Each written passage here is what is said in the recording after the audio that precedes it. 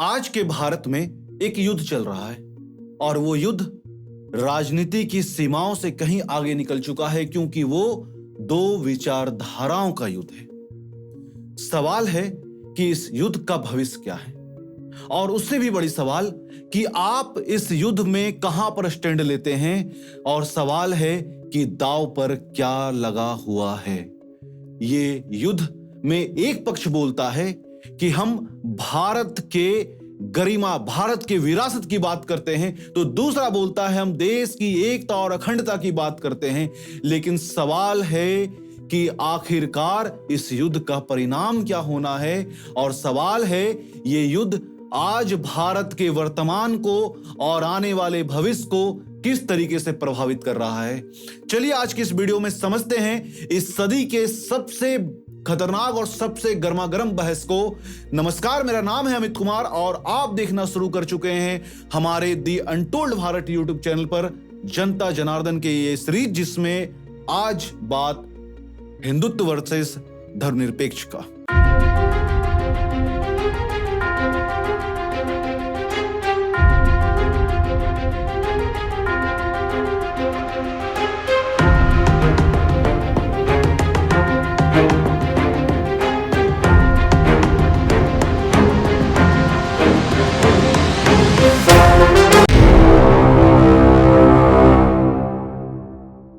अगर आपको इस युद्ध को बेहतर समझना है, इस विचारधारा को बेहतर समझना है, तो सबसे पहले दोनों प्रतिद्वंदियों को समझना होगा। एक प्रतिद्वंदी जो बात करता है हिंदुत्व का।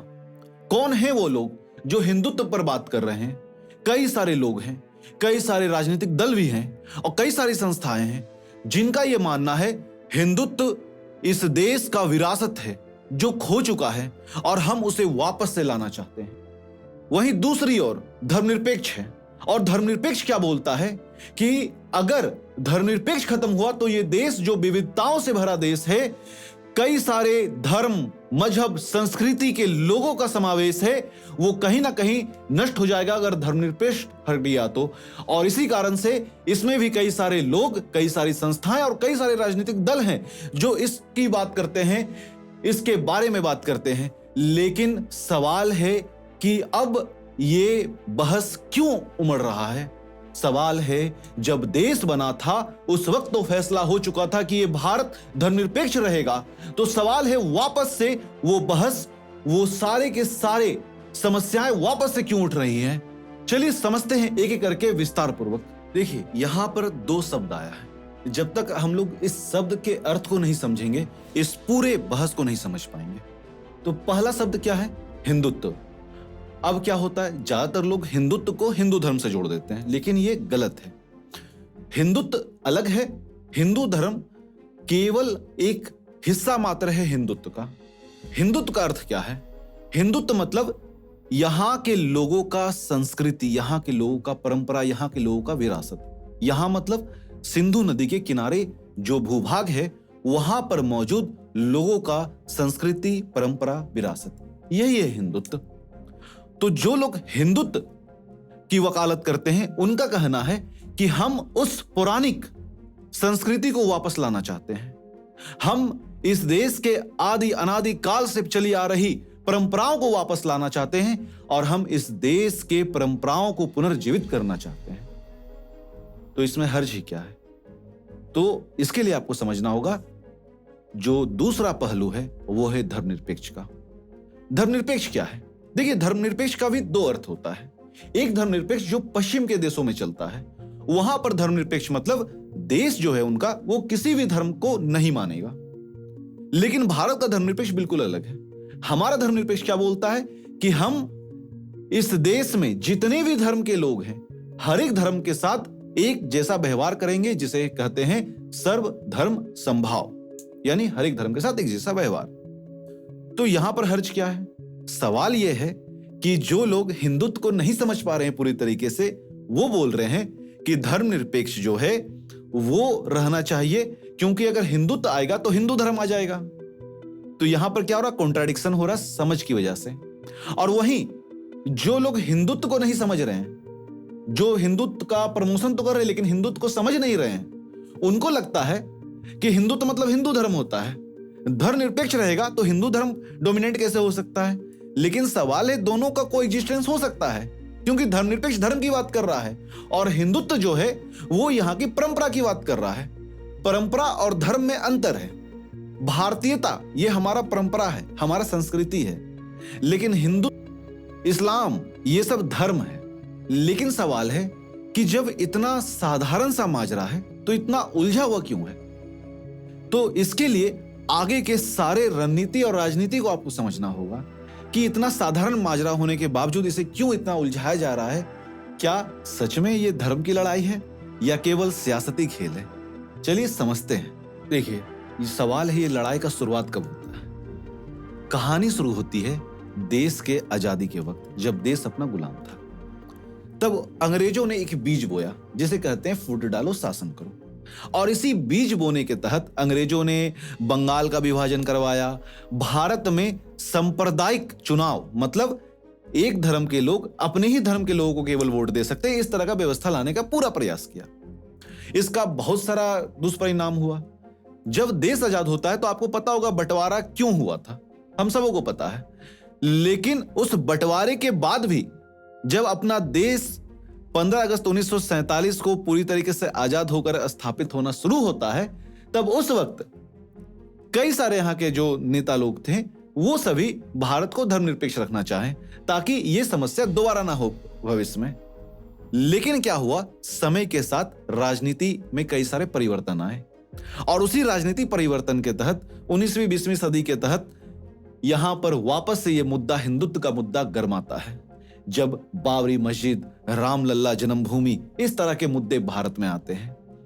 लेकिन विडंबना यह है कि इन मुद्दों को उठा करके केवल राजनीति को आगे बढ़ाने का प्रयास किया गया, बिल्कुल उसी तरीके से जिस तरीके से हिंदुत्व को प्रमोट करने वाले लोग बोलते हैं कि जो लोग धर्मनिरपेक्ष की बात करते हैं वो केवल मुस्लिम तुष्टीकरण या अल्पसंख्यक तुष्टीकरण की बात करते हैं, उन्हें खुश करने के लिए धर्मनिरपेक्ष की बात करते हैं। वहीं धर्मनिरपेक्ष को प्रमोट करने वाले लोग ये आरोप प्रत्यारोप करते हैं कि जो लोग हिंदुत्व की बात कर रहे हैं वो हिंदू तुष्टीकरण की बात कर रहे हैं। लेकिन सवाल यह है कि इन दोनों राजनीति समीकरण के बीच में एक्चुअल में कौन देश के बारे में सोचता है, देश के भविष्य के बारे में सोचता है, बजाय अपने पार्टी, अपने राजनीति के कैरियर के बारे। सवाल है ये युद्ध हो कहां रहा है? क्या केवल राजनीतिक दलों के बीच? जवाब है नहीं। क्या केवल संसद में? जवाब है नहीं। तो ये युद्ध हो कहां रहा है? क्योंकि ये संसद के गलियारों से बाहर निकल चुका है, सड़क पर, चौराहों पर, चाय के नुकड़ों पर, और यहां तक कि आपके घर तक पहुंच चुका है ये युद्ध।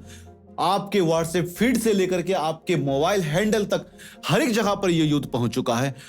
यहां तक कि जम्मू कश्मीर से कन्याकुमारी तक और बंगाल से लेकर गुजरात तक शायद ही कोई ऐसा प्रांत बचा होगा, ऐसा क्षेत्र बचा होगा इस देश का जहां पर यह युद्ध ना हो रहा हो।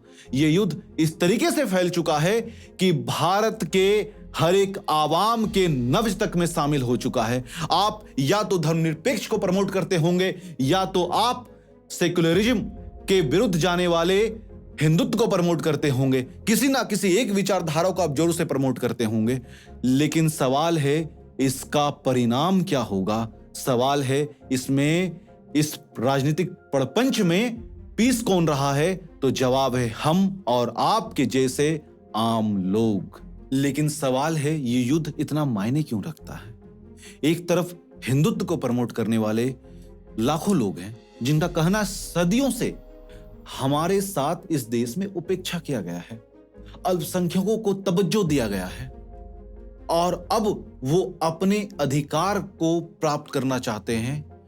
उनका मानना हिंदुत्व ना ही केवल मेरा अधिकार है, इस देश का गौरवान्वित इतिहास है जो कहीं लुप्त हो चुका है, हम लोग उसे पुनर्जीवित करेंगे। लेकिन वहीं दूसरी ओर धर्मनिरपेक्ष का कहना है कि हम इस देश की एकता अखंडता को स्थापित करते हैं, क्योंकि यह देश कई सारे धर्म, जाति, भाषा, लोग में बटा हुआ है और अगर धर्मनिरपेक्ष ना रहे तो फिर यह देश टूट जाएगा। बिल्कुल वैसे ही जैसे मोती के माला में एक धागा होता है जो सारे मोतियों को आपस में बांध कर रखता है, जिस दिन धागा टूटा सारे मोती बिखर जाएंगे। सवाल है क्या इन दो विचारधाराओं के युद्ध के बीच में इस देश का कहीं आगे जाकर के विभाजन ना संभव हो जाए। सवाल है कि ये देश क्या मां चाहता है, इस देश का वास्तविक परिचय किस चीज से है। और एक सवाल यह भी है कि ये युद्ध भारत के भविष्य को कैसे निर्धारित कर रही है। एक तरफ जो ये हिंदुत्व विचारधारा है कहीं ना कहीं शासन में, कहीं ना कहीं लोगों के मन में अपना प्रभाव डालना शुरू कर चुकी है और कहीं ना कहीं नियम कानून विधि व्यवस्था आकार लेने लगे हैं। आप एक साधारण सा उदाहरण ले लो, समान नागरिक संहिता की। जो लोग हिंदुत्व की वकालत करते हैं उनके लिए ये बहुत ही जरूरी है, ये समानता का अधिकार का बात है। लेकिन जो लोग धर्मनिरपेक्ष की वकालत करते हैं उनके लिए ये समान नागरिक संहिता कहीं ना कहीं इस देश के विविधता पर हमला है। लेकिन सवाल है कि हम किस भारत में रहना चाहते हैं। क्या हम वैसे भारत को चाहते हैं जहां पर केवल एक ही पहचान हो, या हम वैसे भारत को चाहते हैं जो विविधताओं से भरा हो।